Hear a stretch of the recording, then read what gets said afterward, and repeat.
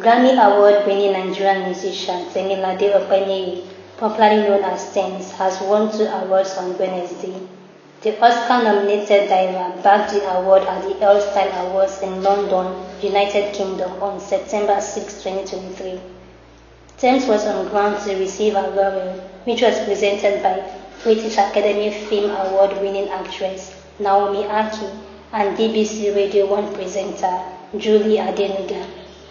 In her acceptance speech, the Essence crooner said she has her upbringing in Lagos, Nigeria, and faith to thank for her career success so far. Evicted Big Brother Naija All-Stars housemate Uriel Oputa has lamented that Neo has not missed her on any occasion since her eviction from the house. She bemoaned that despite her feeding him while in the house, Neo has not mentioned her name since she left. Uriel cried out in the latest episode of Clout Africa's Diary Room Spills.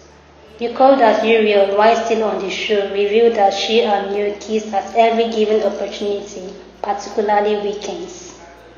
Is Neo simply using the ladies to play his game?